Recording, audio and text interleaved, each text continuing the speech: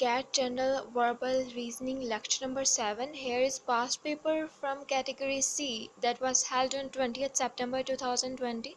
तो ये comprehension paragraph है. I will not read out the whole paragraph. It will take a lot of time.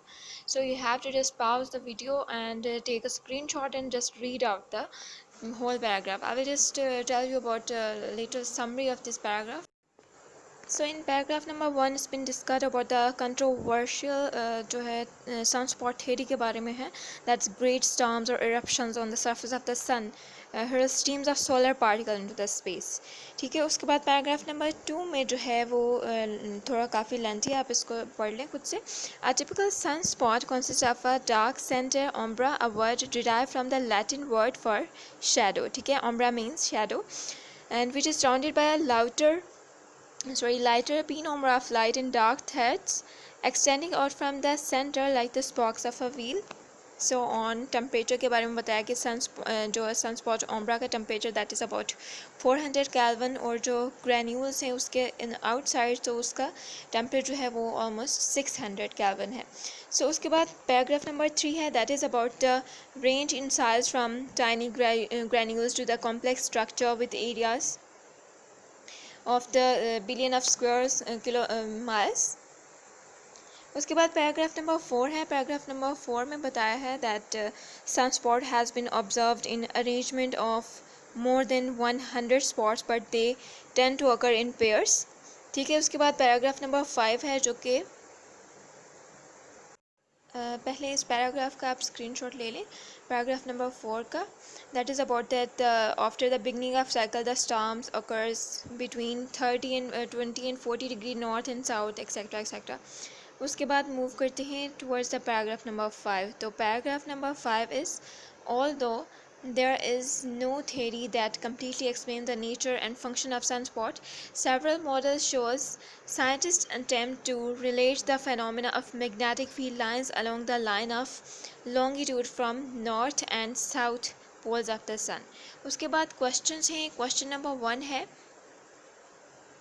what is the author's main purpose in the passage? Option A है to propose a theory to explain sunspot. Option B is to describe the nature of sunspots. Option C is to compare the umbra and penumbra in spots and to argue for the existence of magnetic fields. तो यहाँ से अगर आप read out करें whole passage को तो that is just all about the description about the nature of sunspots. ठीक है. उसमें ये बताया जा रहा है कि किस तरह से सनस्पॉट्स की वजह से जो कंट्रोवर्शियल थेरीज़ हैं उन्हें ये बताया कि ग्रेट स्टॉर्म्स और इरप्शन की वजह से जो है वो स्ट्रीम्स ऑफ सोलर पार्टिकल जो है स्पेस में जा रहे हैं. उसके बाद सनस्पॉट्स के डार्क सेंट्रल एम्ब्रा के बारे में बताया. देन उसकी सनस्पॉट्स के रेंज के बारे में बताया, उसके साइज़ के बारे में बताया कि वो ग्रैन्यूल से कम्प्लेक्स स्ट्रक्चर की तरफ जा रहे होते हैं. तो ये सारा कुछ जो है आप कह सकते हैं कि this is about the description of nature of sunspots. और क्वेश्चन नंबर 1 का option B is the correct option. Now question number 2 is the word controversial in paragraph 1 is closest in meaning to. आपके पास जो scientific वैसे भी जो researches होती हैं that are only open to debate. ठीक है. कभी भी आप कुछ भी डिस्कवर करते हैं तो that is not the absolute, that is open to debate. तो पैराग्राफ नंबर 1 में कंट्रोवर्शियल वर्ड का मतलब ये है कि हमारे पास जो सनस्पॉट थ्योरी है that is open to debate. ठीक है. सो क्वेश्चन नंबर 2 का option B is the correct option. Now move towards the question number 3. Question number 3 is solar particles are hurled into space by. तो ये paragraph number 1 में discuss हुआ हुआ है जिसमें आपको यहाँ पे ये बताया कि according to controversial sunspot theory great storms और eruptions on the surface of the sun hurl streams of solar particle. ठीक है. सो बेसिकली हमारे पास जो स्टॉर्म्स हैं और विंड वगैरह हैं उसकी वजह से जो सोलर पार्टिकल्स की जो स्ट्रीम्स हैं that were hurled on the surface of the sun. So in question number 3 the correct option is disturbance of wind. ठीक है. सोलर पार्टिकल बेसिकली स्पेस में विंड की डिस्टर्बेंस की वजह से और स्टॉर्म्स की डिस्टर्बेंस की वजह से जो है वो स्प्रेड आउट हुए थे.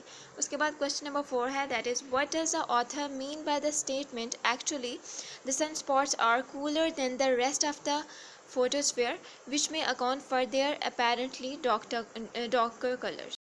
तो इससे रिलेटेड डिस्कशन जो है वो पैराग्राफ नंबर 2 में की हुई है, जिसमें ये बताया गया typical sunspot consist of dark centre umbra, a word derive from the Latin word, ठीक है। और इसमें ये बताया कि actually the sunspots are cooler than the rest of the photosphere which may account for their apparently darker colour. So it's mean कि हमारे पास जो सनस्पॉट्स हैं वो कलर पे डिपेंड कर रहे हैं। तो हमारे पास जहाँ पे जो ऑप्शन थे उन ऑप्शन में जो ऑप्शन नंबर सी है, that is the colour of sunspots could be affected by there temperature, that is the correct option. Now move toward the paragraph number question number 5. The word they in the paragraph number 5 refers to structure, spots, miles और granules, ठीक है। तो paragraph number 3 की तरफ चलते हैं। Paragraph number 3 आपको क्या बता रहा है, दैट इज़, और उसमें द वर्ड डे के बारे में हमने बताने कि वो किसकी तरफ रेफर कर रहा है। तो यहाँ पे यह sun spots range in size from tiny granules to complex structure with areas stretching for billion of square. About 5% of all sun spots are large enough so that they can be seen from earth. तो यहाँ पे sun spots के बारे में discuss हो रहा है, ठीक है। वर्ड दे जो है वो सन स्पॉट्स के बारे में इंडिकेट कर रहे हैं। सो क्वेश्चन नंबर 5 में option number B is the correct option.